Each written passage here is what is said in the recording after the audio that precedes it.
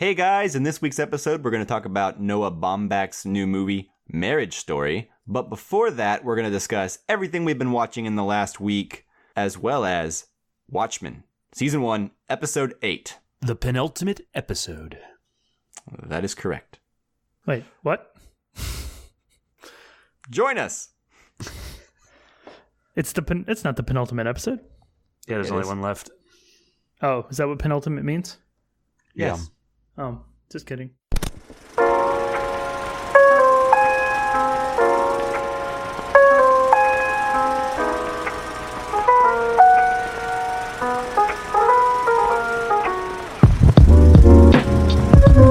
Hello and welcome to the Casual Cinecast, powered by Cinelinx. My name is Chris, and with me as always is a man who likes to walk around.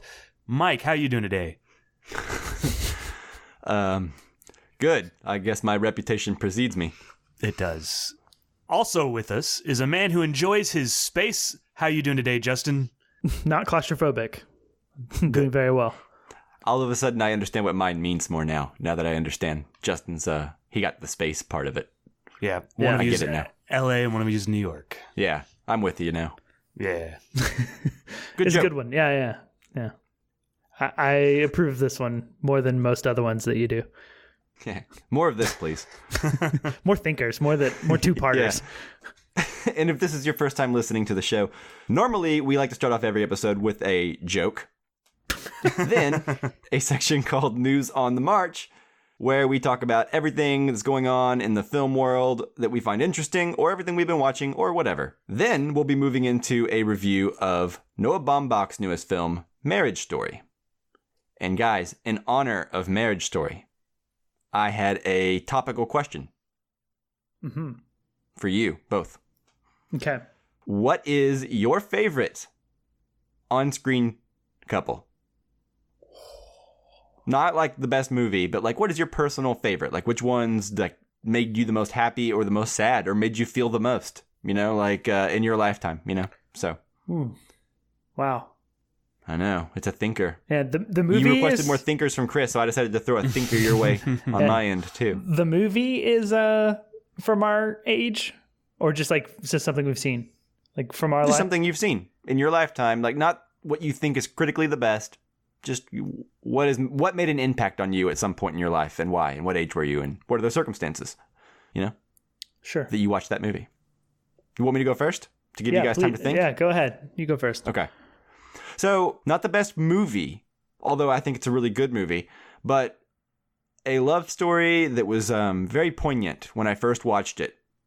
And it really had a profound impact on me because I was a very young person at the time, and that was Eternal Sunshine of the Spotless Mind. Mm-hmm. Yeah, for sure. That's a great one. Directed by Michel Gondry, starring Kate Winslet and Jim Carrey. And I think easily, hands down, Jim Carrey's best role, other than maybe Truman Show. Yeah. But that movie, it really had a profound impact on me. I saw it late teens, early 20s at some point. I don't remember what year. But man, it made me tear up multiple times throughout the movie. Much Sure. like a movie we might talk about later today. I don't know, Yeah. Yeah, Who I knows? actually showed that movie to my mom like a year or two after her divorce. Ooh. And so yeah, I made a mistake You in that. bastard. Yeah, it was not a good thing. I think she liked it and everything, but it was probably not the right timing on that. Maybe not. I don't know. You gave it a year or two. You could have shown it to her a day or two later. Would have been worse. Yeah. That's true. Yeah, she could have told you about it, and you could have been like, well, do I have a movie for you? All right. So I guess I'll Anyway, get my answer. I hope she's happier now. Yeah. I believe so. All right. So my answer, I think, there's tempting because I can think of one that definitely is probably more recent and had what I would call an impact on me, I guess. But I'm going to go with just like a couple that I enjoy watching the most. Typical. Yes. And that it would Go be with the happy. Yeah, that would be His Girl Friday, Cary Grant, and Rosalind Russell. That's a great one. I can't remember their characters' names off the top of my head, but Yeah. those are the actors' names who play the main two characters in His Girl Friday. And just watching them, and it's not a spoiler, but like the start of the movie, she's about to get married to someone else, and Cary Grant is her, old flame, and they worked in the newspaper business together. And to like see them, even though they're not together, you know, just their natural chemistry, and you just spend the whole movie knowing they belong together. Yeah. And it's really charming and wonderful and funny. Yeah, I agree. That movie's great. That's one of my favorite just comedies in general. And I thought about diving into the screwball comedy, but I decided to go for more of like something that would work as a good double feature with Marriage Story if you wanted to kill yourself at the end of the night. Yeah. Sold.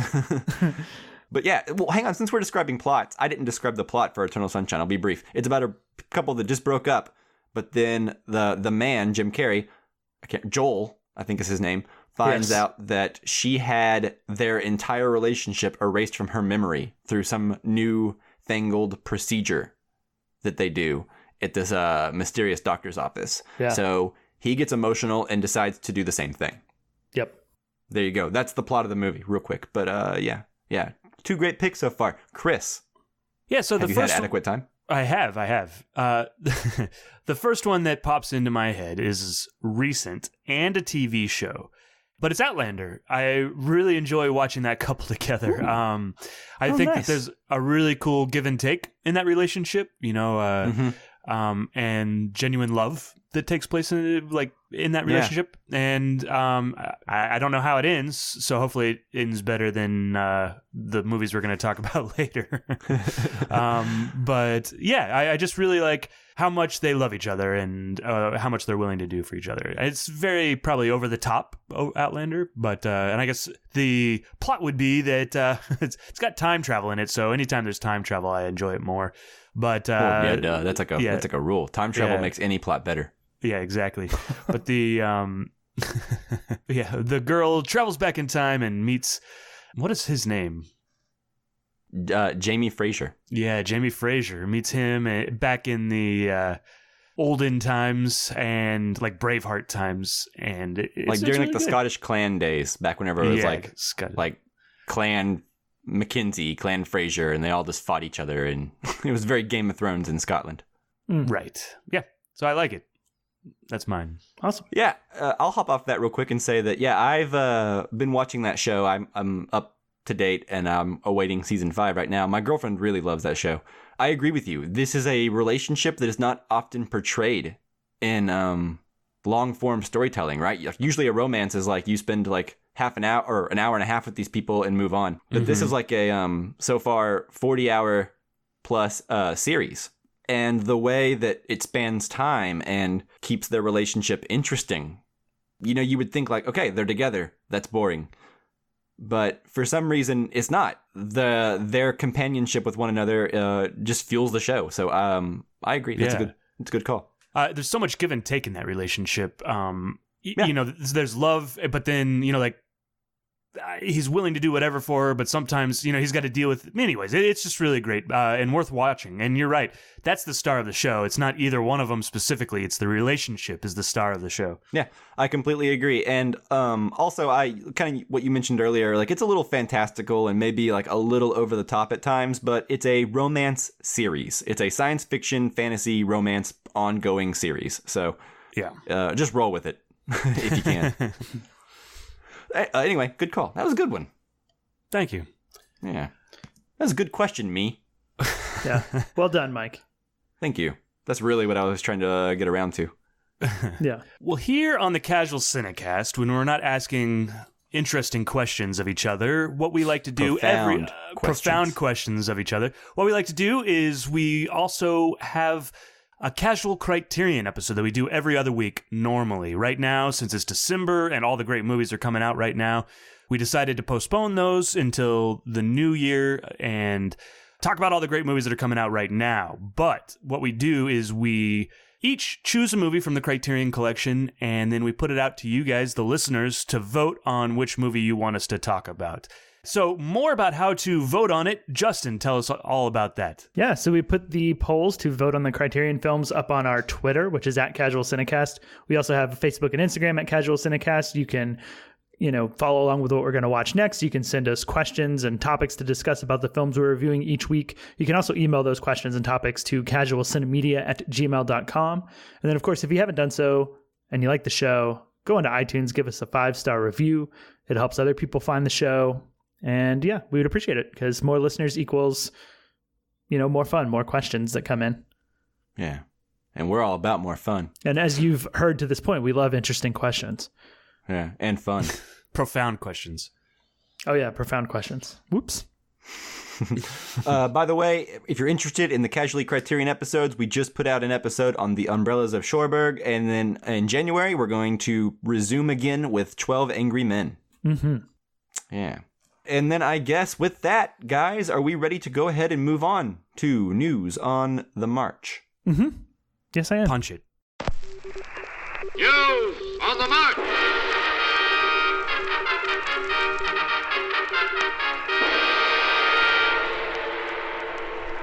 So, guys, I have been crazy busy over the last week and fit in a couple of movies, but what I'm really interested in is what have you guys been up to? What have you guys been watching? And I feel like I'm going to start with Mike. What have you been watching? We didn't discuss that you throwing it to one of us. Yeah, so I have been watching not a lot of movies recently. I've been catching up on TV shows. Well, that's not true. I've been rewatching old movies, but not any new ones. I'm currently actually rewatching all of the Star Wars movies on Disney Plus because now I have access to them in 4K, which I never did before because they weren't released in 4K. But now they are. And there's no other reason to revisit those movies now. Nothing that's coming out anytime soon. Oh, that's true. Yeah. Well, also, good call. And like, oh man, less than 2 weeks now, which is crazy to think about. Yeah. Episode 9, The Rise of Skywalker, will be in theaters. Yes, it will. Yeah. So far in my rewatch, we're watching them in chronological order. Because we've already all seen them. I don't recommend doing this for the first time, by the way, just officially. But in rewatches, I think it's fun to do it in chronological order. You mean like start with one? Yeah, I started with The Phantom Menace, and then I haven't included any of the TV shows, but I did include Solo and Rogue One, just because why not? And so far, we're up to Return of the Jedi. I can think of why not. Opinions on, I know you can. But if I'm going to sit through Attack of the Clones, I can sit through a slightly better movie in Solo. Fair point. Ish. Yeah. Go ahead. Hey, man, I'm a completionist. That's fair. Well, you've derailed me. You've gotten up to Return of the Jedi. Ah, yes. Okay, thank you. But mainly what I wanted to say real quick is that regardless of your thoughts on, the prequels or Solo or whatever, let me just say that the 4K remasters of all these movies, including the original trilogy, the prequel trilogy, everything, they look really, really good. Nice. Yeah, well, I mean, the prequel trilogy, I think, especially Attack of the Clones and Revenge of the Sith, they're shot in those digital cameras that I think were actually filmed in 2K. So they're being upscaled, but they still look better than they ever have. Right. And the original trilogy looks really, really good. So if you've been holding off on watching them for any reason, or if you're wondering, or if you're waiting for like physical releases, I would go ahead and watch the Disney Plus versions because they were remastered back whenever they were going to put the whole saga out in 3D. But I think they only ended up releasing The Phantom Menace, and then I think everyone collectively decided 3D was stupid. Right. And they never released the rest of the saga, but they still have the 4K remasters. So, yeah. Did anybody see Phantom Menace in 3D when it came out? I know someone who did. Yeah, I know. It's the leading question. Yeah. I did not. Well, I did. Surprise! I was gonna set you up for it. I was gonna be like, who watched it? I'm setting myself up. Yeah. Yeah. And you just hit a home run, man. You knocked it out of the park. So go with it. Sure. Well, I don't really have anything to say about it. It's fun. It was fun. I would have gone to see the rest in 3D if they had actually released them, but I get why they wouldn't. Would you go see them now if they re-released them without 3D? Mm-hmm. Yeah, absolutely. I think I would too. Even though they're on Disney Plus. I think every time they've done like a re-release of Star Wars back into theater, I've made sure to go see at least some of them. See, the sequel trilogy special editions that got released in theaters in the 90s, they get a bad rap. And I understand why. But, I watched the originals on VHS too, but I was really young. So whenever I first got really into Star Wars, it was the special editions in theaters. It was the experience of sitting down in the theater, Mm-hmm. and watching like A New Hope. And I didn't care about, the additional footage because I didn't have the originals like etched into every ounce of my memory to like compare it against, because I had seen those on VHS, on a TV whenever I was like 4 and didn't understand the talking parts. Right. Yeah, I watched the original versions like on VHS. So like I knew them and knew there was extra footage, but I think I was still too young to understand that some of the added stuff was bad, or like to really grasp it and like understand the differences and stuff for them to really like have an effect on me. So I was never bothered by them. Yeah, and I will say this, for better or worse, the special editions of the original trilogy fit more tonally with the prequel trilogy. Makes sense. Because all the added stuff is just as goofy and weird as all the crap that's in the prequel trilogy. And you're like, oh, okay, I totally get why he would think this was a good thing to add. Yeah. So I've been rewatching them too, but by I've been rewatching, I mean I've watched Force Awakens. Because I decided those are the only ones I'm going to put my fiance through, because she doesn't like Star Wars, but I'm convincing her to go, watch the 2 latest ones and go see the last one, because this is sort of like cinematic cultural event, I think. And I think cultural touchstone. Years down the road, she'll probably appreciate it. And I think she'll actually like the new movies if she gives them a chance. Right. So I have watched Force Awakens. So maybe next week when you've caught up on Force Awakens and rewatch The Last Jedi too, we can have a greater discussion if we want on those. But that's where I'm at. It'll be right before The Rise of Skywalker too, so that'll be perfect. Sounds good. Yeah, but in the meantime, I recommend totally watching at least the original trilogy on Disney Plus, because they look so good. Will do. I don't have a 4K TV, so it probably won't do me any good, but maybe they'll probably still look the best that they've looked in years for you. Yeah, I think they'll still look good. Like 4K on a 1080 will, in theory, I think look better than 1080 on a 1080. Only one way to find out. So that's the main thing I've been watching. But other than that, I did start a new series on Netflix called The Crown. Mm-hmm. Have either of you guys heard of The Crown? Yeah, it's about dentists, right? That's it. It's about a certain procedure that everyone needs done when they go in, and every episode's a new patient. Yeah, and the catchphrase, the dentist is like, "You're gonna need a crown." The crown. The crown. There's just one. So there's lots of crowns, but there's only one, and that's what the dentist is searching for. So the catchphrase is a crown. Yeah. If someone comes in and needs braces, he can't help them. But. Yeah. And I can only do crowns. Yeah. And the show isn't for people who don't like reading subtitles, because when he's having the conversation with the patients in the chair, you can't understand him, so they have to subtitle everything. So it's very avant-garde. Yeah, very interesting.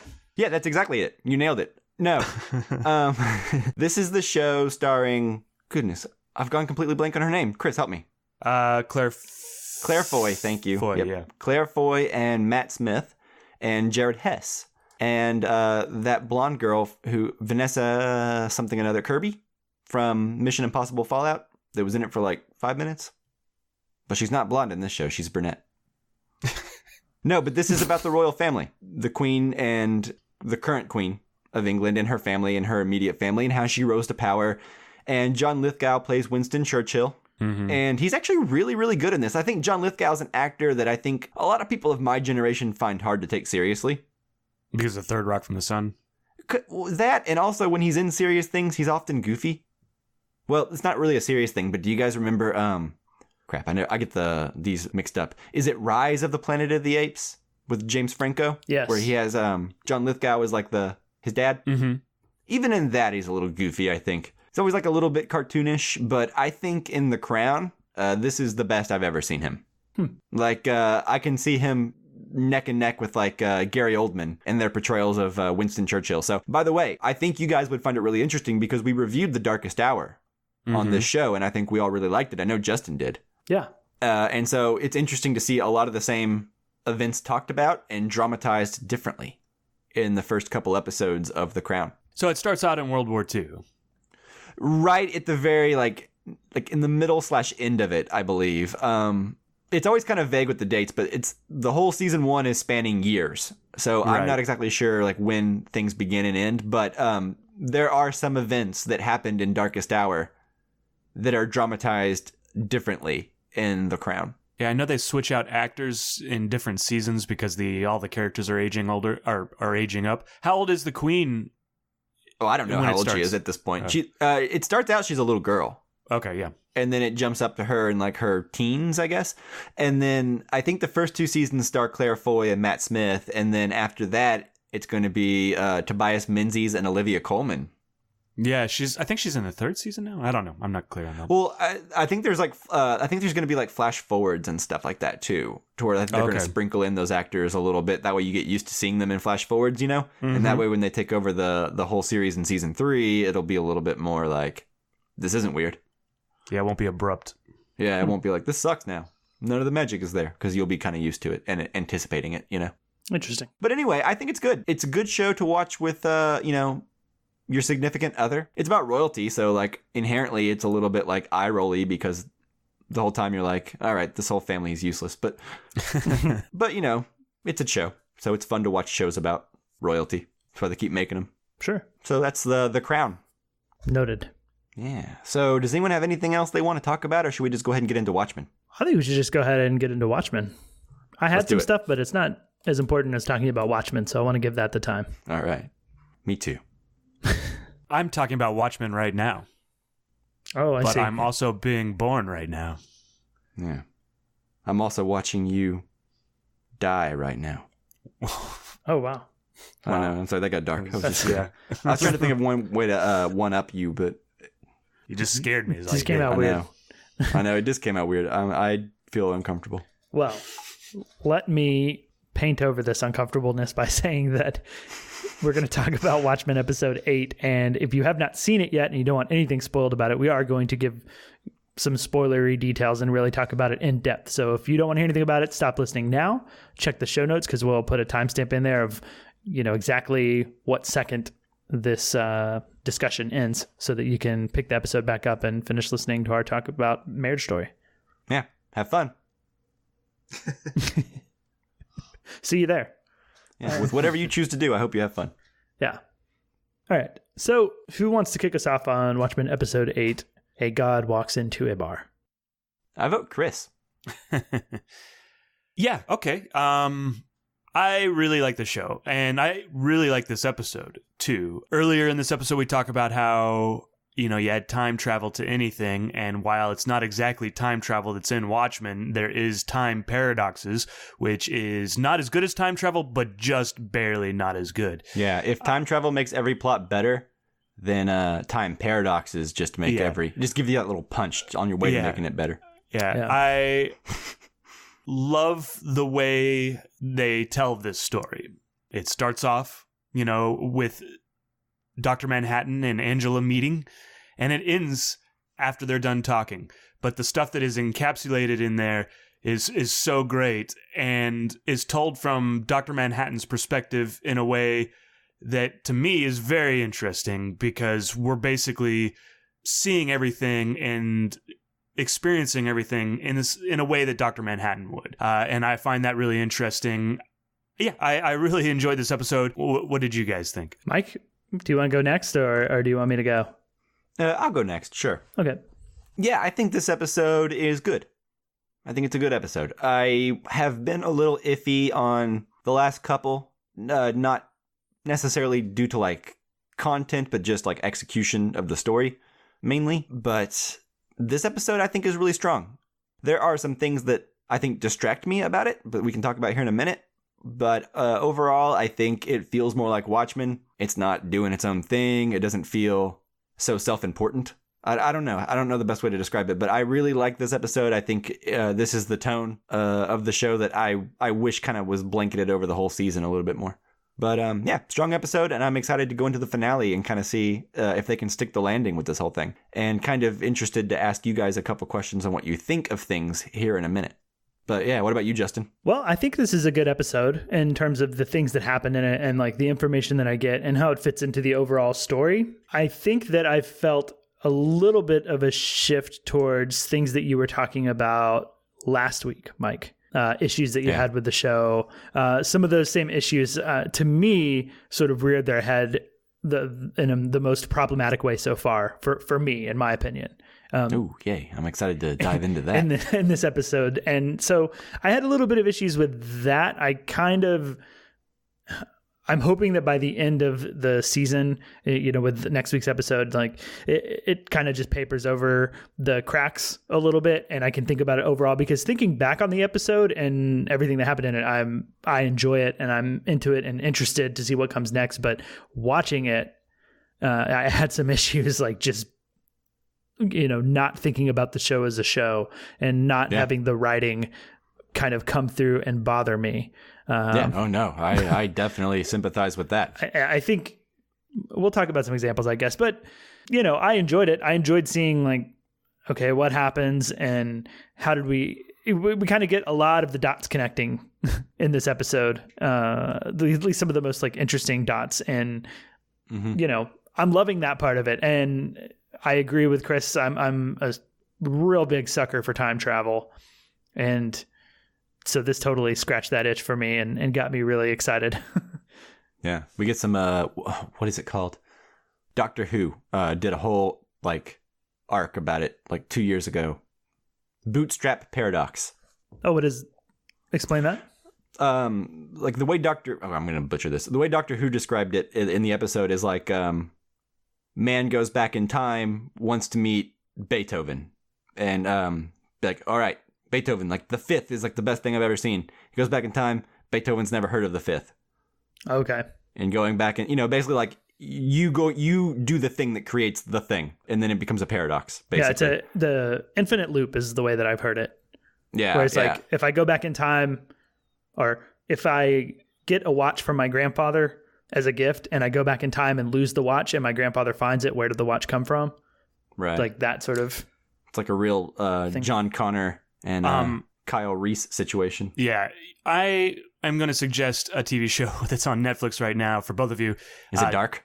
Yeah, we talked about it before, but you basically described a plot line in that movie with the watch. Like where did the watch start? Like if it doesn't, like my grandfather gave it to me and then I gave it to my grandfather. Where was it created?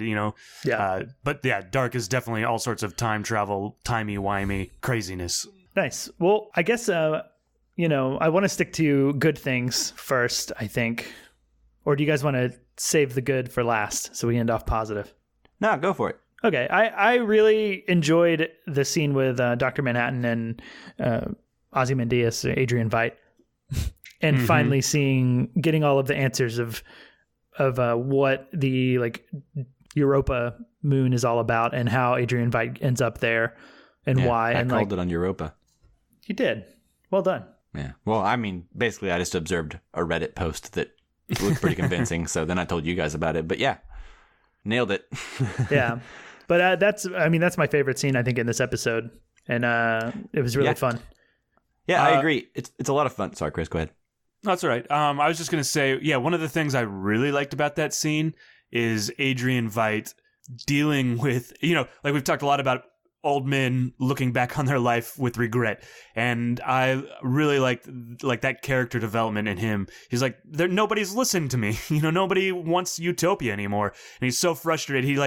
He thought that he was going to summon that the squid or whatever, and that the world would be fixed. And here, 26 years later, some odd years later, it's still the same. No matter what he did, and so he killed 3 million people for essentially no good reason, except for, I guess he did avert the nuclear apocalypse at that moment, but he never got to create his utopia. Right. And that regret and really kind of deepens that character, I think. That reminds me, we get an answer on like where the squids were coming from in this, because he's producing the squid rain, but after he's imprisoned for presumably the last 10 years, 12 years. I don't know how long he's been there, but a while. Years. So we've seen the squid rain fall since then, right? In the first episode, and he was in prison at that point. So who has been inheriting the mantle of squid rain? Do you think it's like the U.S. government via his communication with Robert Redford? Because we do see that tape for Robert Redford. That's kind of my first thought, which is that like there's so much industry around the squid and so much narrative around it that they're just going to keep doing it because it's like the same reason like coal mines are still open, right? It's like, sure, it's like we don't need it anymore, but people rely on it, so you can't close it right away. Well, he talks about how nobody's listening to him anymore. So it feels like he made that tape for Robert Redford. But Robert Redford, because it's 2009, he's been in office for a long time. And I think the Robert Redford is no longer listening to Ozymandias. Well, that actually brings me to a question. He says that a little elephant told him. Yes. Yeah. Now, do we think it's that literal elephant from like the last episode, or do we think he's talking about like a political elephant? You know, like the elephant and the donkey. Oh no, it's not like that. A Republican. Like since Robert Redford's not listening to him anymore. Well, Lady True, and this is also like a podcast and Reddit information, but Lady True is the elephant. Yes, that's one thing that's really been annoying me about this series so far, which is if you're gonna make a mystery series, then do it, but stop giving so much like extra content via websites and like Easter eggs that you have to like look at and compare where answers are defined. I quit asking so many questions if you're going to give answers online. It wasn't on like the PD files or whatever. The PDpedia, which is the stupidest name for a website ever. But like if you look at her symbol, it's for the T, it looks like an elephant. Yeah. So I mean, it's in the show. So, yes. But, yeah, my guess is that Lady True is involved somehow here. Sure, but there's also, like, talk about that Lube Man. Apparently, like, there's a lot of information about Lube Man that's on, like, a website. That, like, they've only had one scene in the show, but, like, there's a whole thing going on the website with Lube Man. Right. Yeah, usually it's like an article that kind of elaborates on what's going to happen in the next episode. Yeah, that's annoying. I agree. Yeah, but I don't think it's essential. Well, yeah, but it also spoils things and like takes away some of the mystery from week to week. Like, quit giving answers to things you're asking in the show. Like, wait for us to finish the show before you answer the questions. Mm-hmm. Anyway, it just bothers me. But anyway, yeah, you're probably right. Lady True makes more sense. I only briefly thought of like the political, like donkey and elephant, you know. Right. That would be interesting, though. Yeah. One of the things that I did want to bring up, and it's something that did remind me of what I loved about the Watchmen graphic novel, was these sort of themes and philosophical ideas that are brought up. And in this scene, I think it's Dr. Manhattan, he's talking about how he made this utopia on Europa with these people who are there to like just love him and not do anything else and like be perfect. And it's like he did it, but he finds it boring, right? Mm-hmm. Right. And just this idea of God creating people, and I think like if you just look at like religion, like God creates people and like we're supposed to love him or whatever, but like putting us in the situation of having like flaws and like hate and like anger and all of this negative stuff is like what entertains God, because otherwise he would be bored. You know what I mean? Like, right. Well, that ties in with like the classic God is dead scenario, right? Which is like a lot of people think that, if God ever existed, he created us and then has long since died and we're just kind of left in the dark, right? That's essentially what he's done to them. Right. Like it's essentially like he created them and then abandoned them and like left them in the dark kind of to like just be and figure things out. So yeah, I think that's kind of an interesting parallel to a common thought process that you see talked about, with like the whole God is dead thing. Yeah, well, I just like the idea that God would get bored if we weren't so fucked up. Or something. I mean, like, what is it? Like, he's supposed to make us in his image, right? Yeah. Why give us greed and lust and all the things that he then proclaims to be a sin if that's not more interesting? Yeah. But that's probably one of the things, like, at least in this episode, if not maybe some of the whole series, that one of the points that they brought up that I found really interesting to just think on. I have a question for you guys. Mm-hmm. Why did he sound exactly like Cal before he possessed Cal's body? Did that not distract anyone else? And then she's like, you sound different. And he's like, no, he doesn't. He sounds exactly the same as he was before he went into that body. No, I think he sounds different. Yeah. I felt like he sounded different enough. Well, it is the same actor, but his voice is higher. The voice, it's a higher register. Like his voice tone is different. Well, but it's and the it's a same, little bit like, more removed. It's the same voice, though. It's like you talk higher or lower, but it still sounds like the exact same man. So, I mean, did you not find it a little distracting that he sounds like the guy that he's about to possess, like an hour before or 30 minutes in the episode before? No, because we never heard that guy talk. The first time we see the actual guy, we saw a flashback of him as a little German boy. But he doesn't have a German accent in any other representation of the Watchmen or Dr. That's true, but we also never focused on him as a little German boy in the movie. or the book, right? So like they actually showed us the flashback. That didn't really bug me, other than the expository nature of him being like, "Oh, why do you sound different now? My vocal cord stretched," and I'm like, that bugged me. Maybe that's what it is. Maybe it's just more of that like exposition that the show fails at for me. Like anyway, it brought attention to itself with that scene, and it was just kind of more of like the things that's been bothering me the past couple weeks with like exposition. I mean, to me, if we're going to talk about clunky exposition and clunky writing, I felt it so much in this episode with the amount of times that they explained the way that he experiences time. Like, I don't know if anybody else felt that, but I felt characters kept asking, like, "Oh, so you're experiencing this at the same time as something else?" And he's like, "Yes." It's like, you'll find it very infuriating. Yeah, you're not going to like it. It's like, and I feel like we got it. We got that speech like 3-4 times. And I don't know. So I think it's because the episode relied on that concept so much. Like, you had to really, really understand that concept to like this episode, right? Because like 2 major things that happen, or maybe more, rely on it. Like the whole structure of the episode, really. But like, yeah, you have to understand that the time paradox thing when it happens, whenever she talks to her grandpa through him.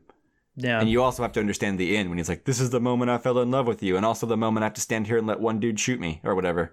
Yeah, for sure. And you can't let the audience forget that. But I think that as audiences, we don't need as much. And to me, it felt like a lack of faith in me as an audience member, which is, as much as I champion and love Lost, like that's Lost's biggest weakness, especially when you're rewatching it, is like there's so much over explanation of things and over reminding you of stuff that they've talked about earlier that episode or, a couple episodes prior. And it seemed like it lacked confidence to me.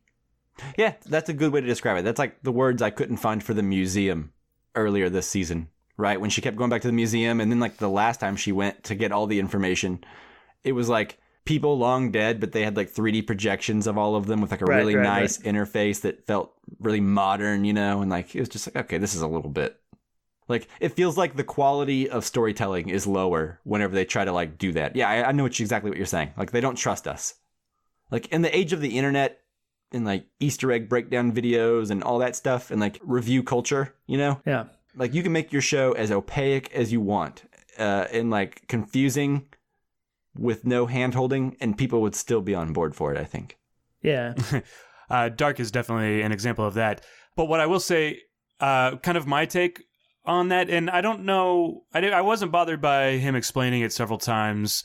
There was a moment, and I think it was more towards the end, but I think where, okay, so he's just come back as John, and he's like re-experiencing stuff and kind of getting caught back up, and he looks at the clock, and then there's a flashback where Adrian Veidt is like, "Oh, well, you might be able to destroy somebody," like right. Out of just reaction. And at first I was like, what? I didn't need to know that. But then it wasn't. And then he says in his time, like, "Thank you, Adrian," or whatever. And so he's experiencing this. These flashbacks that are happening are from his point of view. Like he's remembering these things. So it works as a twofold, like it lets the audience remember what's going on or whatever. But I don't think that it's necessarily a thing that is speaking down to the audience. It's about how Dr. Manhattan is experiencing this. He's experiencing all those things at the same time, and at that moment, he's like, "Oh, okay, that's how that happened." So that's how. Sure. Yeah, I mean, go on. Oh, that's how I took it. And at first when it flashed back, it was just like I was like, I didn't need that, but then I realized that it was from his perspective, and he's the one that needed it. Well, sure. The whole episode's from his perspective. Like, I mean, we start with him walking into the bar. We go to like flash forwards, flash everything, but like.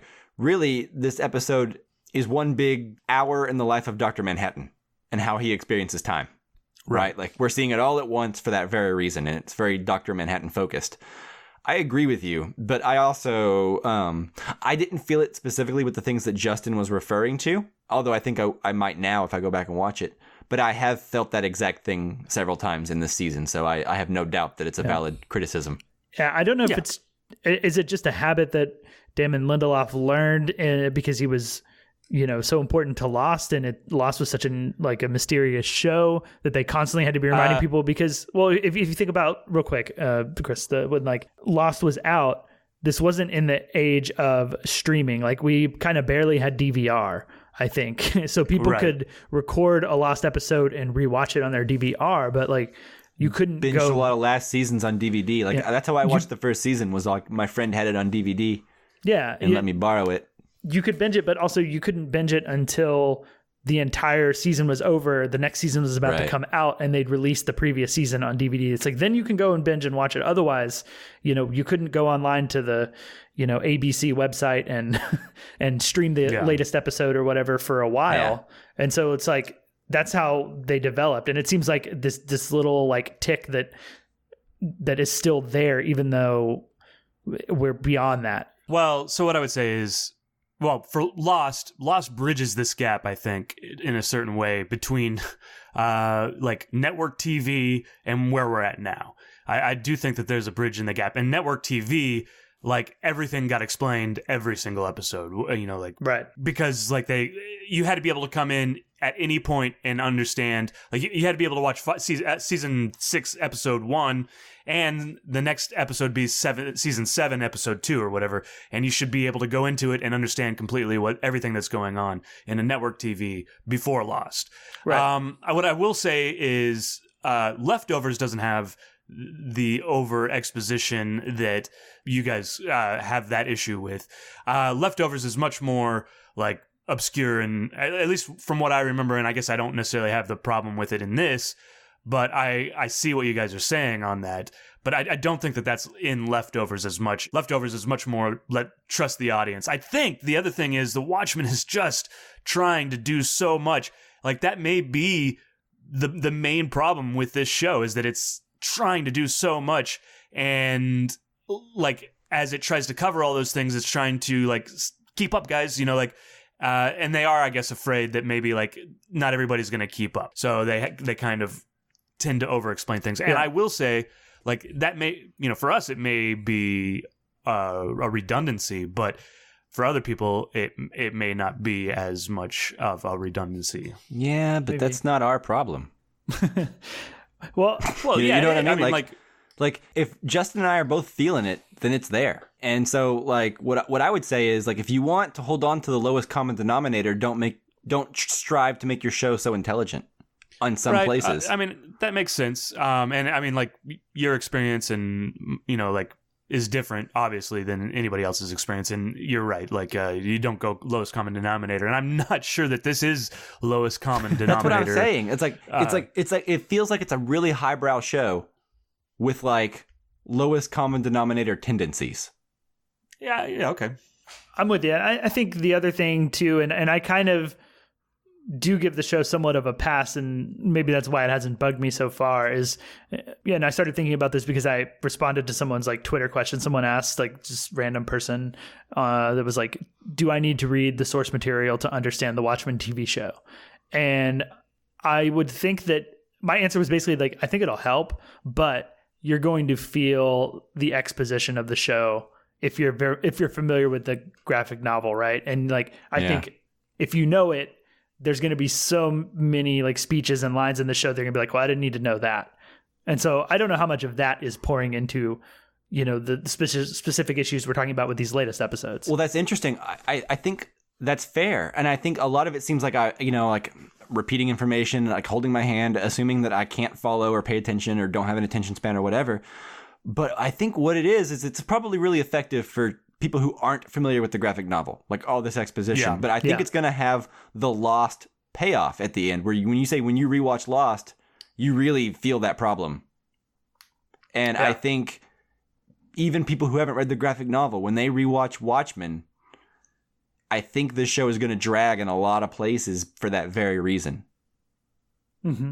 Yeah, like, I think it's a first time, like, oh man, that's amazing. But then like when you watch it again, it's like, oh, they wouldn't have said that naturally. They're saying that for my benefit, Yeah. For me, I think one of the things why it hasn't bothered me is there's so much other stuff going on in the show, like Lube Man or whatever, like there's so much wacky craziness, like he's pulling babies out of a lake, that And so maybe on a second rewatch, you're right. Like, it would be a bigger deal.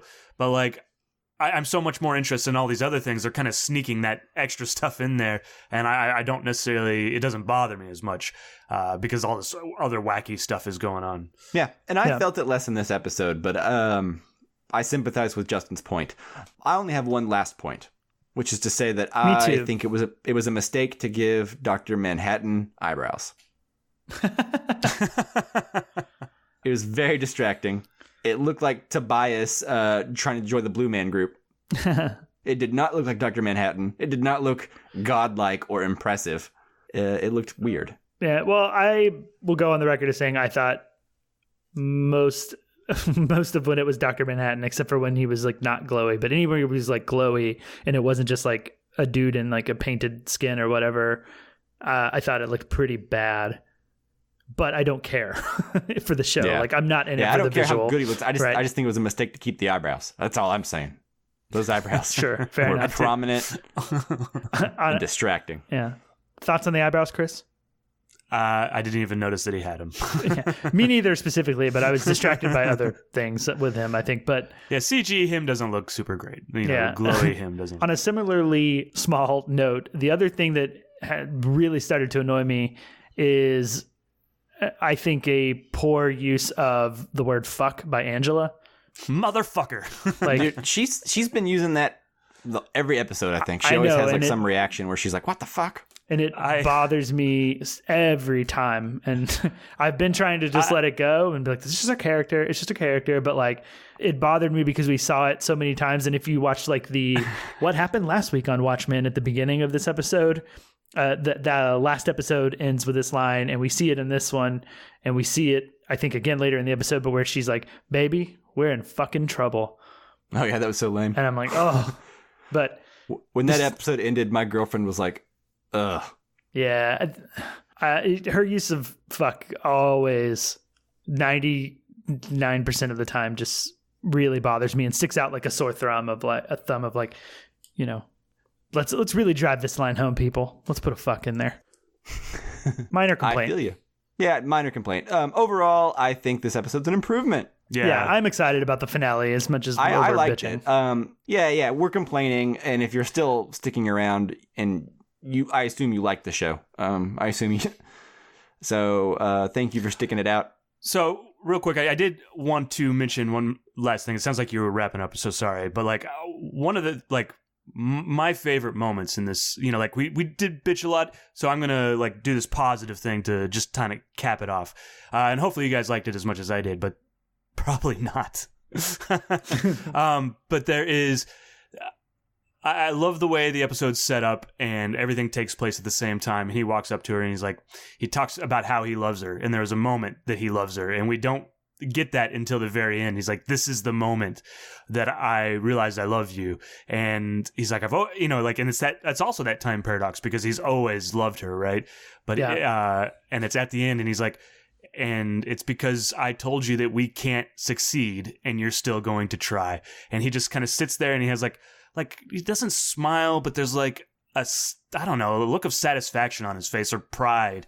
And that moment, really makes the whole show for me. And then especially as they go out and start fighting, which I found really thrilling as well. And especially when Dr. Manhattan starts blowing up the 7th Cavalry, I really enjoyed that sequence. So that really in itself makes the episode worth it. Yeah, I really like that moment too. I'm with you.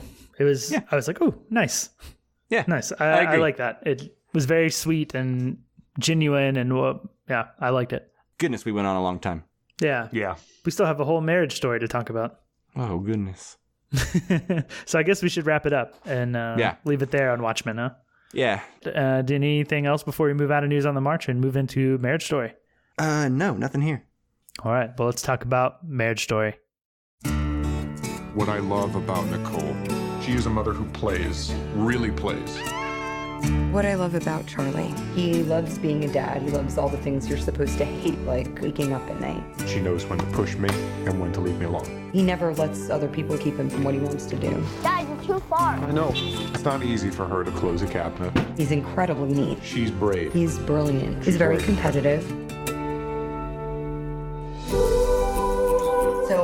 tell Charlie what's happening, and Cassie, you then hand him the envelope. I just get nervous. Can you unserve? What do you mean, like take it back? Charlie and I are getting a divorce, Mom. You can't be friends with him anymore. Gee, Mom! Charlie Bird! Mom! Mom? Mom! What? You know, most people in my business, you're just transactions to them. I like to think of you as people. Oh, okay, good. You remind me of myself on my second marriage. Baby, I'm amazed the way you love me all the time. Part of what we're gonna do together is tell your story. Did you dye your hair again? Well, this is me. You don't like it? Is it shorter? I prefer it longer, but... How are you doing? I realized I didn't ever really come along for myself. I was just feeding his aliveness. I'll never get to really be his parent again. He needs to know that I fought for him.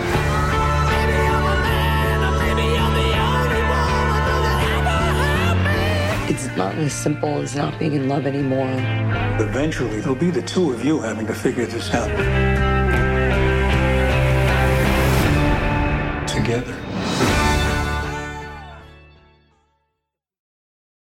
All right, so as always with our current films that we review, we're going to be doing a non-spoiler section first. So we're going to be giving very general thoughts, very general feelings with no spoilers. And before we do start giving spoilers for the film, we are going to give you a warning and play a spoiler alert so that you have plenty of time to pause the podcast, go to Netflix and watch Marriage Story, and then come back and finish the episode. All right, guys. Marriage Story was written and directed by Noah Baumbach, starring Adam Driver and Scarlett Johansson. The IMDb synopsis says, Noah Baumbach's incisive and compassionate look at a marriage breaking up and a family staying together. I love this synopsis, I just have to say. Nice and concise. I like it. Mm-hmm. And, you know, it tells you what you need to know, I think. So it's an accurate portrayal of the movie, that's for sure. Yeah. In one sentence. Not even a comma. Look at that. It's perfect, really. Yeah, it's a beautiful sentence. So guys, who would like to get us started on their overall thoughts on Marriage Story? I vote Justin because you saw this the longest ago. True. And so I imagine you've been wanting to talk about it. Oh, I've been itching to talk about it. I actually, my future sister-in-law watched this film and is the first person I know who watched this film over the weekend. So I spent maybe 30, 45 minutes texting her after she, Saturday morning after she had watched it when it came out and just gushed about it. So yes, I've been very, very excited to talk about it. Kick us off then if Chris has no objections. Go for it. Sure. So I saw this, I believe it was 3 weeks ago, maybe 4 weeks ago. Time is weird. I experience it a bit like Dr. Manhattan these days. You know? Yeah, Yes. You're experiencing it right now. Yeah. So I don't know how long ago it was, but if you go back, there was an episode where I talked about seeing Hidden Life at the Houston Cinema Arts Festival. And at another night of that festival, I went and saw Marriage Story, which I believe I talked about in the episode. So I've given my general thoughts on it, and I rewatched it this weekend now that it's out on Netflix. And I rewatched it actually with my fiance on our weekend away back to a college town where we met to celebrate the 1 year engagement anniversary before we have to move into the actual wedding anniversary, which I think is very funny to watch this film celebrating that. Yeah. Appropriate. What's funny too is the night that we got engaged a year ago, we were in New York City and we ended up going back to the hotel room with nothing to do and just got some pizza by the slice or whatever and took it back to the hotel room. We ended up watching The Breakup because it was one of the free movies available at the hotel, the one that looked the most interesting. Are you under the impression if you just watch these movies, you can avoid it happening to you? It's Kramer versus Kramer's next year, right? Right. Yeah. So and then Blue Valentine again. Yeah. We're just taking notes, what not to do. But anyways, that was the circumstances I watched it for the second time, which was interesting. And yeah, I'll be brief. I really, really love this movie. I loved it the first time I saw it. I think that not many people are going to have the opportunity to see it in the theater, which I think is a shame because while this movie if you look at it overall, there can be a lot of like sad things about it and like some depressing, worrying things about it, like especially if you're not married or if you're recently married or going to be married or, but watching it in a theater, I think really punched up and accented all of the humor that's in this film. Because while it is like a look at this, marriage falling apart and going through a divorce, and it's like ugly at times and not very fun to watch and uncomfortable, there's so much humor in it that I think really balances out that this film doesn't feel like a trudge through a horrible situation like a film like Blue Valentine feels to me. And I think watching it in the theater with the group of people and everybody laughing, it really helped accentuate those like humor moments and made me feel a lot more, leveled out than I did when I was watching it, just me and my fiance by ourselves, like in the hotel room. And so I think I just find it interesting. There's maybe a little something that you miss by not seeing it in theater. And of course, by having those humor moments like punched up and having them be funnier, that does also make the sad emotional parts more emotional and more sad, right? The only other thing I'll say real quick, I think the performances are obviously really great. I think that's like, this is one of those movies that's there to let the actors just shine. And I think shine they do all the way across like the board.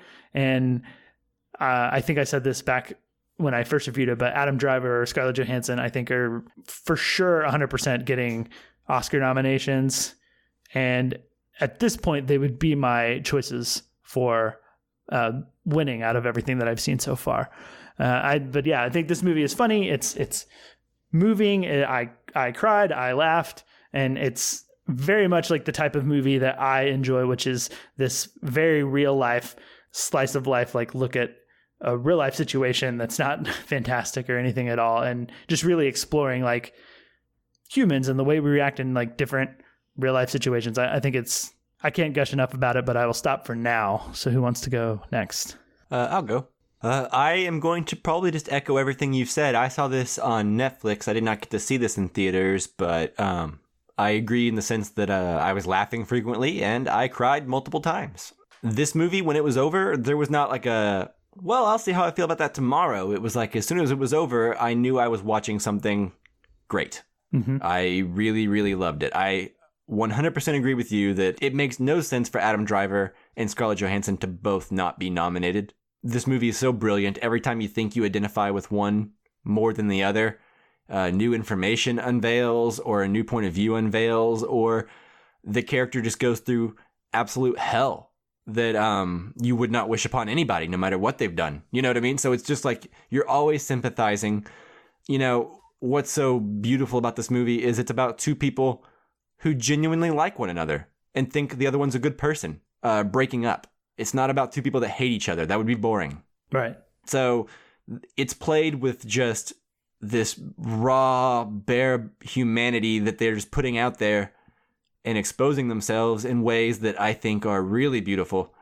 I will say that they're both great in this, but I think Adam Driver stood out to me more only because he surprised me more. I've always liked him as an actor, but I didn't know that he could do this. Yeah, I think I said something similar when I talked about it briefly before, after I had watched it. However long ago that was that. Yeah, you said that you were more high on Scarlett Johansson's performance, which I get, because she's this movie was like written around her, it seems like, probably. But man, I just think Adam Driver he is so good in this, and he brought an intensity and a fearless. He'll just go there, you know what I mean? And I don't know, it's just he took me back. I just wasn't expecting that out of that guy. So. Anyway, my favorite Noah Baumbach film, which might be a bold statement, but I think hands down, I cried in this movie, I'm not even kidding you, 3 separate times. Wow. Yeah, it was just, it really hit me. And so, I loved it. Yeah, I love this movie as well. I mean, I have had a problem committing to 5-star ratings. I didn't have a problem with this one. I think the credits were still going on. I was like, this is a great movie. I loved it. There are like 3 specific scenes, one featuring Scarlett Johansson, one featuring Adam Driver, and one featuring both of them that like knocked my socks off. Like the emotional honesty that you're seeing in these scenes is so great. There's there are moments when you're watching people act that it no longer is acting. They are going through these emotions, and it's really, really great to watch that. It pulls you in and makes you a part of the story, unlike anything else. It's written really well and is very informative or not informative, but like very intelligent in the way it talks about these things. I like the way it showed, like Mike was saying, that it showed both sides very well. Even though, like this is probably like kind of an autobiographical type movie. Noah Baumbach was married to Jennifer Jason Leigh, and they've gone through their own thing with a kid. So that kind of thing is there. Yeah, I can't really expound any more than what you guys have already talked about. I love this movie, and I can't wait to talk more about it with you guys.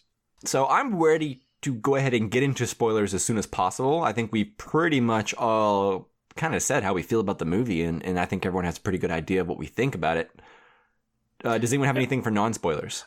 I think the only thing I'd just like to hear you guys' opinion on, because I think my fiance specifically, and maybe myself too before I went it the first time, was worried that the movie was going to be a bit of a trudge, to get through, or, really difficult to watch.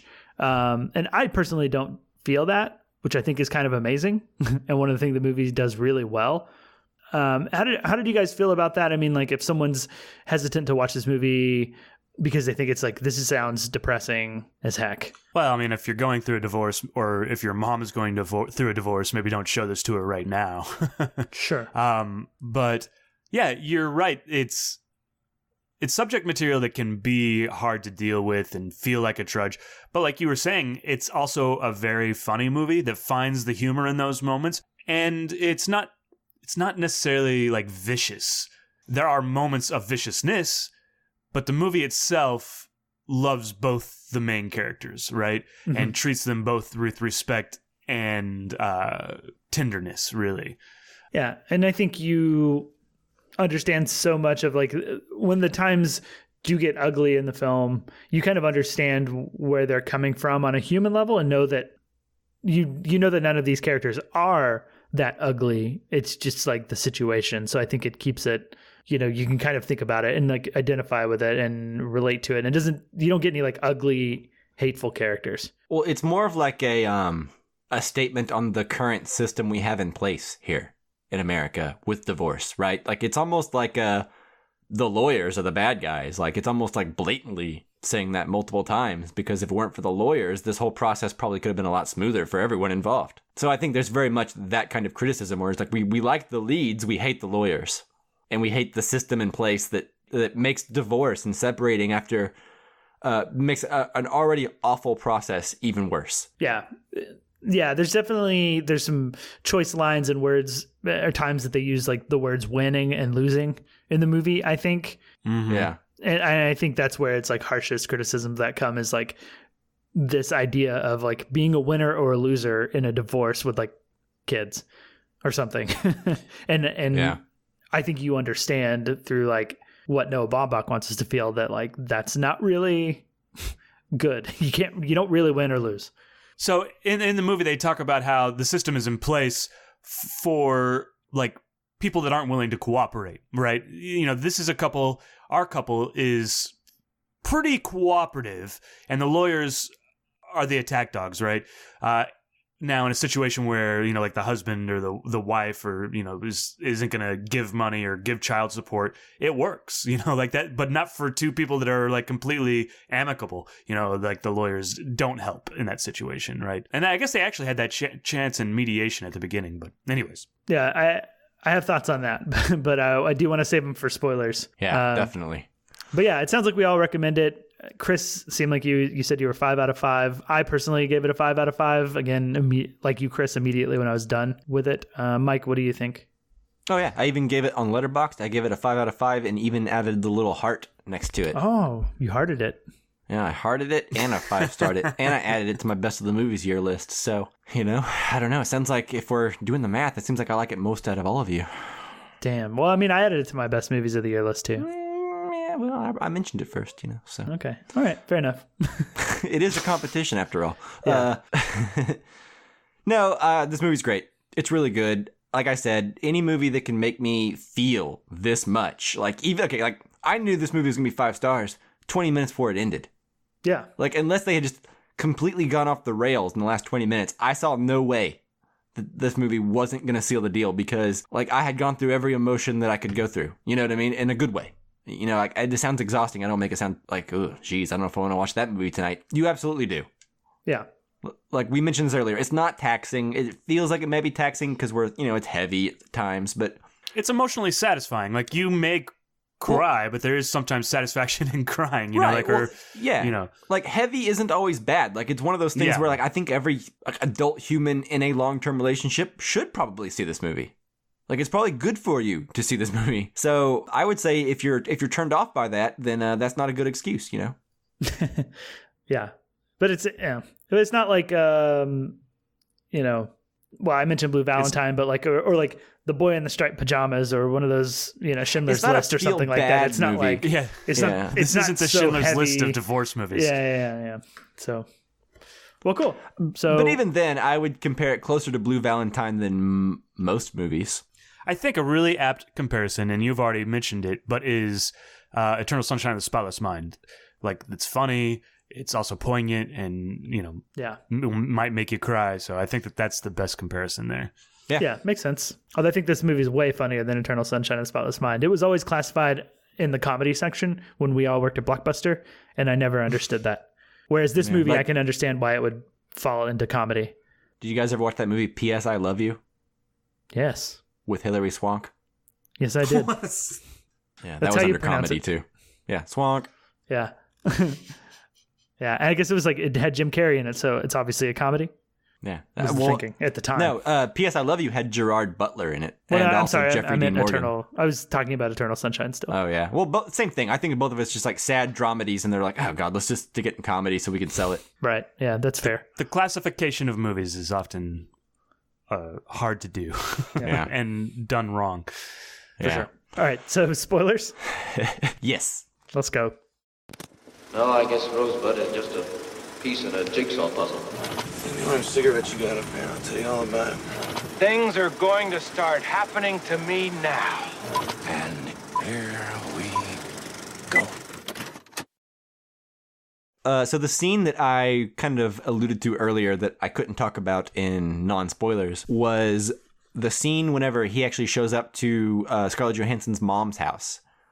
And we all know, and everyone in that house knows, that he's about to get served divorce papers after they explicitly agreed not to use lawyers. Yeah. And he doesn't know that yet. He's the only one that doesn't know that. And no one in the house except for Scarlett Johansson wants this to even happen. Mm-hmm. Because they all like him. So we as an audience, it's like a total Alfred Hitchcock tale. Like when he talks about how like, a bomb under the table that we know about is suspense. You know what I mean? A bomb that we don't know about is surprise.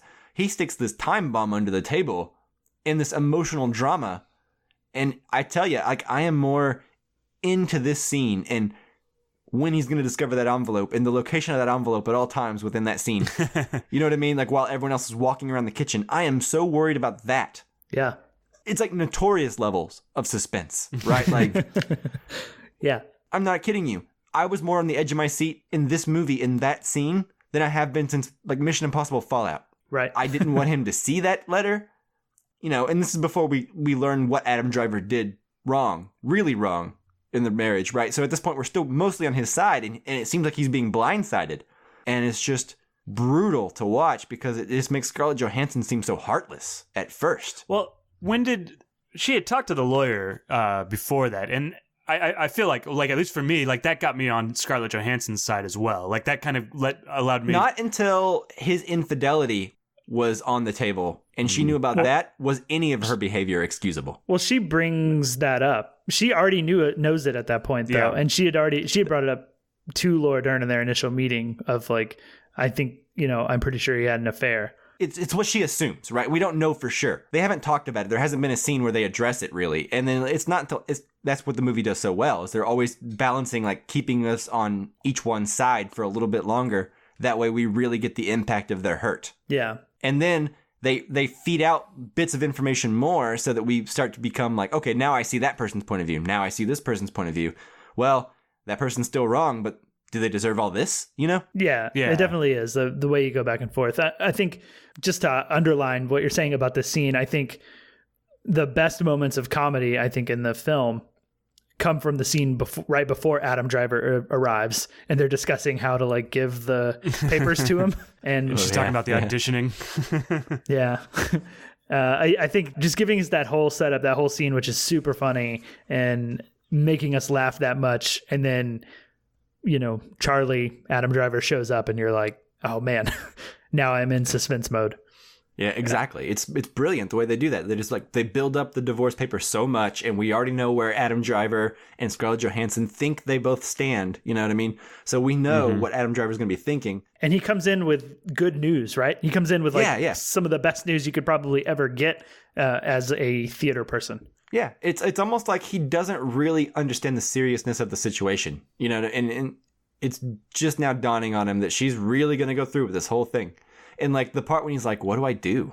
And she's like, yeah, I guess you got to hire a lawyer now. And it's like, that's such a hard thing. Because like, you know, lawyers are expensive. They talk about it in the movie, right? And like the idea that like they were both going to not do lawyers and be amicable about it. And then all of a sudden, because she gets a lawyer, he has to get a lawyer and he has to pay for part of hers, you know? And it's just like, oh God, the brutality of that is just like, well, that's how you end up getting the most on Adam Driver's side throughout the movie, I think, is that so much of what he has to go through and what he's dealing with, like he wasn't even like part of the decision-making process and thought he was. Like he thought he agreed to all this stuff, and then all of everything that like unfolds is like he was just like, what? I have to do this? Why? Like I don't understand. And I have no say in this, even though like I have to do this, even though I didn't choose this path. And you feel bad for him. Well, it's just like you can't help but put yourself in that situation and be like, oh God, how could I keep my head above water in this? Like, what would I do? Yeah, I mean, essentially it all ends up like he gives up everything, his life and everything that he cared about at the beginning of the movie. By the end of the movie, he doesn't have any of that. Like he has like the relationship with his kid sometimes, which is good. It's painted as a victory. And like, that's, you know, we'll talk about that more as it goes on. It's a good ending, but by the end of it, like, you know, the whole movie, like he was like the theater troupe. That was his life. That was his genius. That's what he was known for and felt validated about. And he lost it all just trying to like meet the demands. Not sure that he lost it all. He lost his theater company. Did it say that? Well, his Broadway debut failed for starters while he was trying to do it. Debut failed. And the grant he spent most of the grant paying for the lawyers and paying for her lawyer. Right. Yeah. Yeah.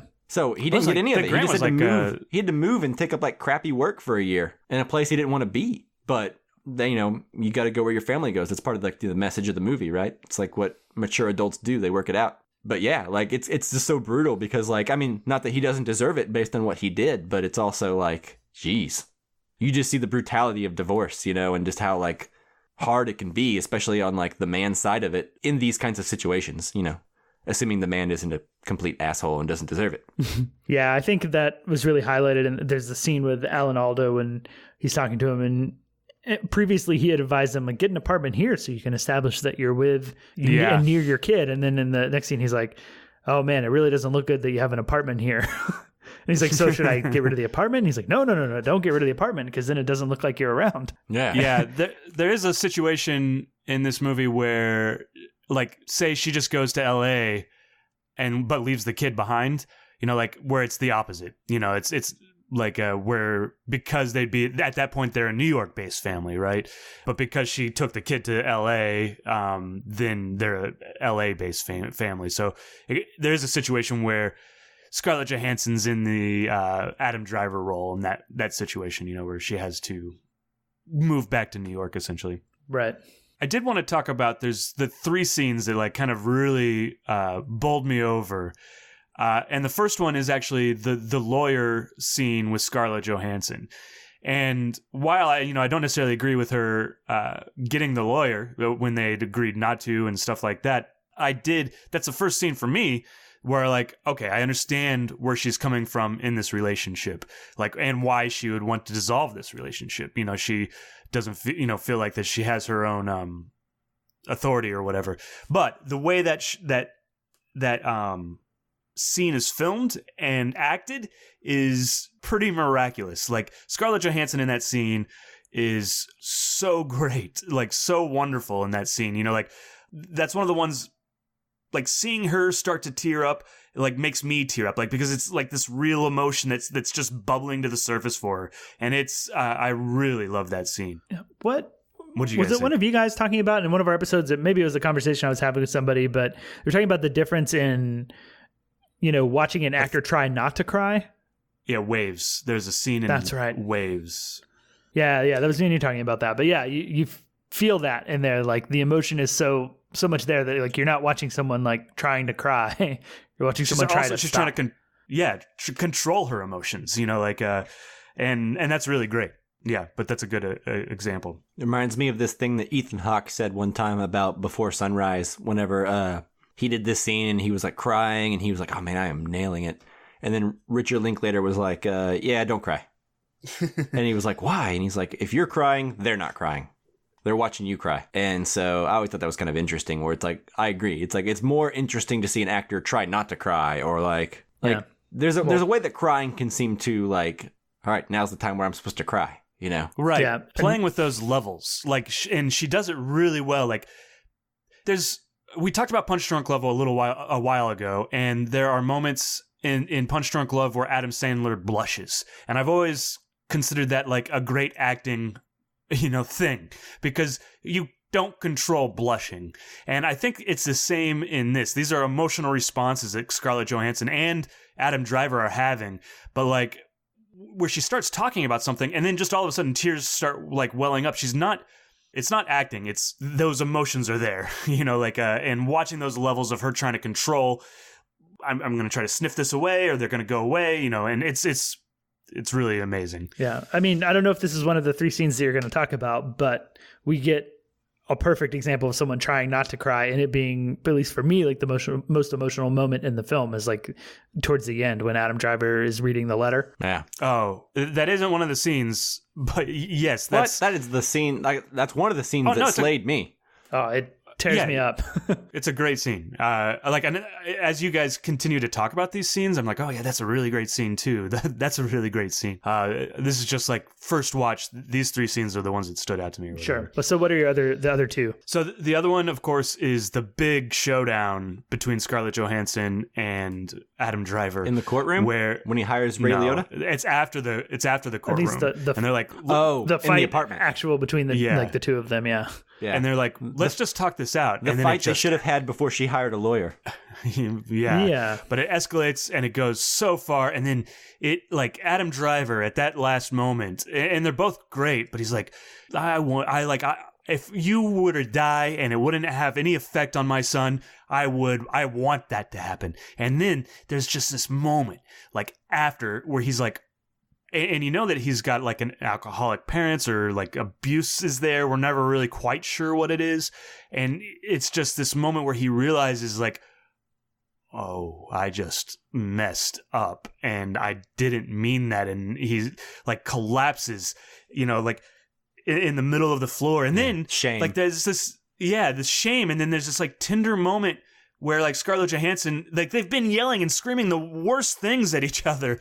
And Scarlett Johansson goes over and, you know, like pats him on the back and is comforting him. And it's just, you could tell she felt bad for what he's going through. Like, she left him, and rightfully so.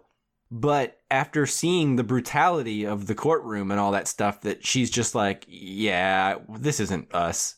Like, he doesn't deserve this. You know what I mean? Like, she had to eventually just like take a step in, and they had to take it by themselves, because if they don't, the lawyers are just going to wring them both dry. The lawyers don't care about either one of them. And I don't get the impression that we're supposed to think they do. No, I don't think they do. Like, Laura Dern is a predator in this movie. Yeah. A funny predator, but a predator. Yeah, she's charming, but she's also like a snake. You know, she's awful. And she's a terrible human being. And so I think it's so redeeming. Like, that's what I needed for both of their characters in that scene, is like when he calls her, like he wants her to die, and then he feels shame. And then she comes up and she just like comforts, and she knows he doesn't mean it, and she doesn't enjoy seeing any of this pain put upon him. Yeah. And so, it's like the idea of like, you need to be civil and you need to stay friends, but the system actively encourages you to be enemies because it gets more money out of you. It's like there's no reason for these people to be against one another, Yeah, there is a really interesting thing to talk about, like with the contrast between the two lawyers. Like Ray Liotta's like, we're going to go after him, we're going to get this and we're going to get that or whatever. But like Laura Dern's character is soft. As far as like she's trying to deal with the emotions, and I'm not saying she's the same as Ray Liotta. Like she's a predator, differently. You're right, but she approaches it differently because she's approaching her method women. Is like play up the victimhood. You deserve more. You need more. You were wrong. Like that. Like that's how. Like she appeals to like the she gets the emotions high and tries to get you against the other person. Whereas Ray Liotta's character is very much like attacks like a football game. He's like, we're going to do this, we're going to do that, we're going to do that, we're going to go in hard. You know what I mean? It's just like, it's very interesting to see how the two, I would say the two bad guys of the movie handle their respective jobs with their respective clients, And who they appeal to, like I think Ray Liotta appeals more to men, and then, because she's comforting and she appeals more to women, Yeah, I mean, to be honest, I kind of have a disagreement about them as being horrible people, like as lawyers, because their job is to like win the case, right? For their respective clients, and what the clients want. And the reason that they end up having to go through the lawyers and have to like sit with them is because what's at stake if you don't lawyer up with a good lawyer, and a good lawyer is an objective hard ass. Right. And that's how you have to be to win. And that's what I take away. So like, are they bad people? I don't know. But the consequence, definitely. I don't agree, but agree to disagree. The consequence of not doing that for both of them is to lose their kid, basically. Right. Sure. And so like, I think what looks horrible for like the lawyers is like, they have this objectivity. And objectivity isn't necessarily evil for me, but I find it very interesting to watch that objectivity as compared to what we know about these characters. That's what makes it seem evil, is because we know about these characters and the lawyers don't. Right. Yeah, but you also get Alan Alda, who is also arguing for him and trying to do his thing, but he's doing it he's not a shark. He's like, we're doing this. You're going to get through this, and we're doing this to better everybody, whereas he's dealing with Laura Dern, who's just going to eat him alive, and that's why he eventually has to change. And even Laura Dern, she took aggressive steps that Scarlett Johansson didn't know about and didn't authorize, steps that proactively make Adam Driver's life going forward much, much harder. Like 5% more custody time for Scarlett Johansson is meaningless. She didn't want it. She just wanted to win. But 5% less custody time for Adam Driver makes a huge difference in his relationship with his son. And Laura Dern added that in at the end so she could, quote, win, quote. Yeah, well, that's fair. I'll go with you there. Well, yeah, what I'm saying is Ray Liotta and Laura Dern, those types of lawyers, not necessarily all lawyers who are divorce lawyers, because like Alan Alda was great, but those two lawyers are very much painted as the villains of the story. Yeah, I do see your point. I mean, they're doing their job, but they don't recognize the humanity in the job that they're doing. It's all about winning. Yeah. It's all about status for them. Laura Dern didn't need to go after that extra 5% custody time, but she didn't want to let him win. And the system has gone on so long, on a long enough timeline, that we have these sharks as lawyers now that are like encouraged to get, because the system is built in such a way to where you have to lawyer up. And good lawyers. It necessitates like objective harshness as opposed to humanity. Well, exactly. Instead of like the Alan Alda, like if they would both had lawyers like that, this would have been a much easier process on both of them. Yeah, I mean, I guess I don't know what it says. It's like Alan Alda will lose more often than he'll win is another thing I take away from it, which is that's its own statement. Yeah, exactly. Sure. That is his own statement. Exactly. That's what I'm saying. Like it's a greed and bad behavior will get you ahead. Yeah. And while we're on the lawyers, if I can just move us off, I think, Chris, did you say your third scene? No, I mean, it's as we go, we can get to it. Okay, just point it out when we get there, I guess, or if we get the end and we haven't said it yet. But I did want to talk one more thing that Laura Dern says, and something she says to Scarlett Johansson, that it's one of those things that, like, I don't take away this, like, overall message, but it kind of ties in with, like, the system and whatnot. But I like when movies give me this little, like, philosophical nugget to, like, think about, even if it's not the, like, overall point of the movie. But she's talking to Scarlett Johansson and saying that, you know, the perfect father is a new invention that we're all still, like, learning about. Like, but as a mother, you can't be imperfect. And she brings up Christianity as the model. And that the Virgin Mary has Jesus, and she's like the role model for motherhood, and she's so perfect that she hasn't even had sex. She didn't even have sex to have the child, right? Which is super funny, I think. And God's in heaven still. And he's absent father. God is gone. But I just the whole idea of thinking about, like, this, you know, Christianity is such a big model for so many people on, like, the right way to live. And then you look at, like, that example in the light that it's painted into this movie, and you're like, wow, that's kind of that's part of why we are where we are, you know? Yeah, the misogyny and Christianity go hand in hand. It's amazing to me that this isn't talked about more. Yeah, and I just, like, when she said it, I was like, yeah. That was the one moment, I think, where I like Laura Dern's character, where she's explaining that. I'm like, oh, okay, that makes sense. And she has a point. Yeah, well, I mean, it's a point that doesn't necessarily apply here. It's like one of those general points to get you mad at the way things are in society in general, to stoke the fires. It applied because some stranger was going to come listen to her. So it applied to Scarlett Johansson and the answer she was going to get. Her main point is that she can't show any sort of flaws. Like, she's not necessarily talking about being aggressive. She's talking about, like, don't say that you drink, and don't call him an asshole, because that's too aggressive. You need to be perfect and flawless. Right. That's why the lawyer's got to handle everything and the people don't, basically. Yeah.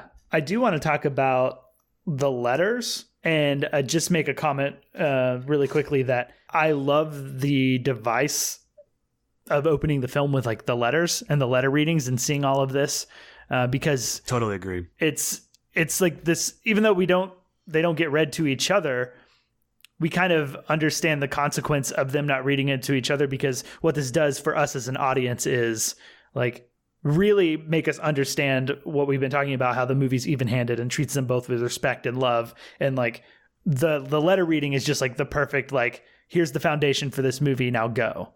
And I think that's just, like, a really genius touch. Yeah, like, it kind of shows you, like, how far apart they are even at the very beginning when the device is introduced, and then it comes around at the end when Adam Driver gets to finally read it, and the emotional payoff is man, it's great. Yeah, I find myself wondering, like, it's almost this other scene that I play out in my head of, like, if Scarlett Johansson were to find his letter and read it at that point in the film, at the point in the story, right? Like, how that would go for her. I find it's a kind of interesting thought exercise to think about. Yeah. There's a lot of, like, just what ifs in this movie. Like, oh man, what if they just handled this a little differently? Yeah. What if she had not been embarrassed and read her letter, you know? Yeah. Exactly.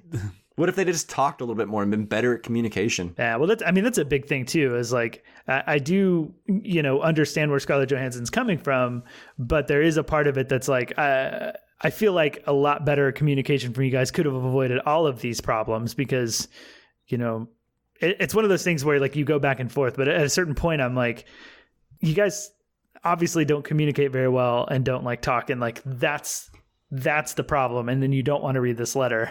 Like, I find myself, like, ultimately at the end of the day, a little against Scarlett Johansson more than the other, but it is pretty even-handed. That's what I was trying to say earlier. I was like, for the first part of the movie, she's almost like a villain until you find out that Adam Driver had an affair, like a one-time affair. Yeah, but I also don't get on board with that either, like, as a justification, because he did it well after they were already having problems. He was on the couch and they weren't sleeping together and were on their way, Well, I mean, I agree. That's why the movie's so good. It's even-handed, right? They give you an excuse for everybody. Like, once you find out that he had the affair, that's whenever I started to sympathize with Scarlett Johansson a little bit more. Yeah. Well, I'm different on that. I was on board. Not on board. Like, I understood her point of view from that lawyer. Well, let me ask you this then.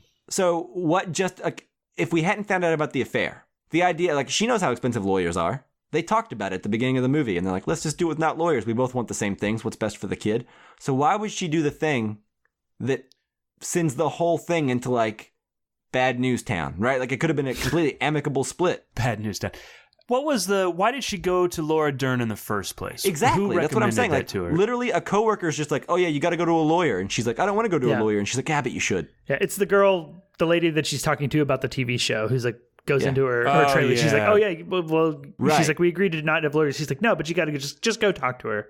Like, just go. That's the one time, like, for like a few minutes there, it seems like the movie really wants you to not be on her side. She made the mistake by initially going to the lawyer behind his back after they both agreed that it was the worst thing to do. Well, this is a personal thing, but I dated this girl who had kids, and like you start off saying that you don't want a lawyer, but oftentimes it's just easier to have a lawyer. Like I mean, it was always going to end up that way.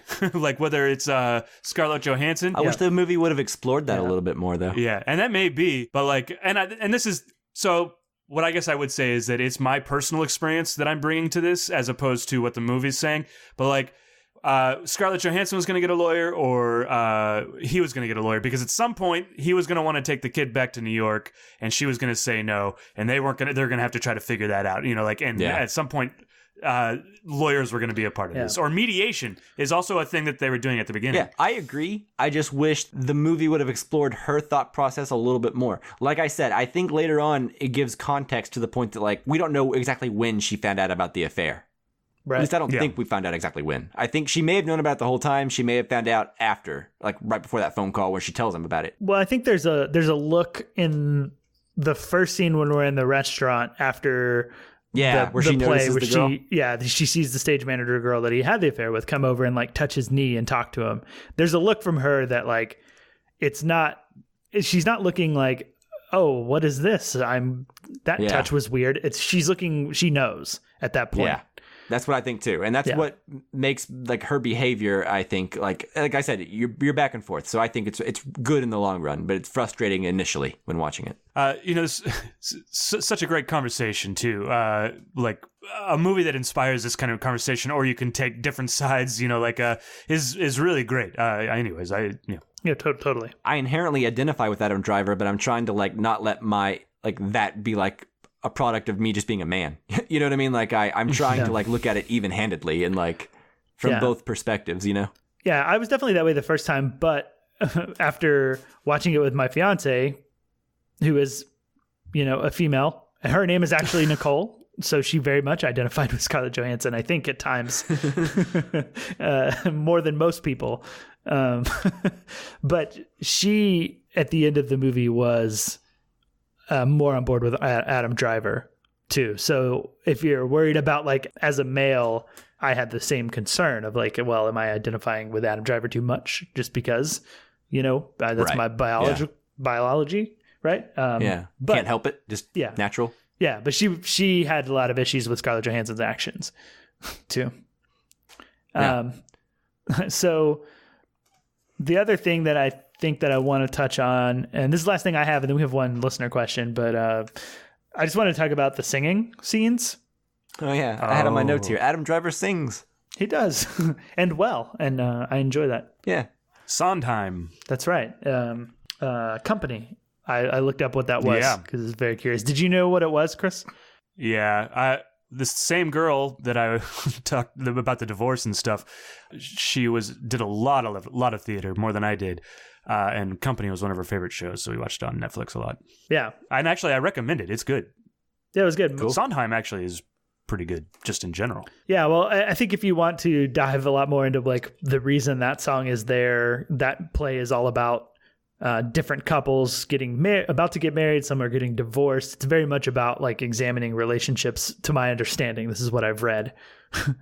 If you want to like know more about that, I recommend reading about that song because it does offer some like insight into his choice of that song. But what I found interesting was just the juxtaposition of Scarlett Johansson at her little party thing, singing the song with her mother and her sister, and the tone and style of that song versus Adam Driver's song. Yeah. I took a lot away from it. Some of it, like on a very basic level, I saw it as a very clear definition of these two people, one of them being an LA movie, kitschy, like cheesy sort of person, and another person being like a New York theater, very thoughtful person with his song choice. That's a kind of a very basic level, but what did you guys take away from like the songs and, how they... It's a great song. Yeah, but like how they like affect each other or what they mean together. Oh, the juxtaposition of the songs? Yeah.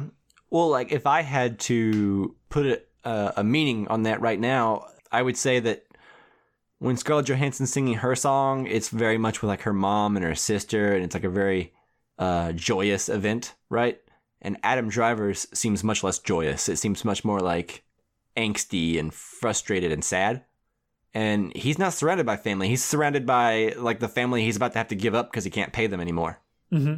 And he doesn't have his own personal family, right? So I just kind of, if nothing else, I just kind of took it as like, when you're going through hard times like this, it's a lot easier to manage and get through whenever you have companionship and someone who can be there for you and shoulder some of the burden and help you in your trying times. Whereas like if you don't, you'll get Adam Driver's scene, where it's a lot more like heartfelt and emotional, a lot less silly and a lot more weighty, I guess. It's very like brainy theater compared to the other piece.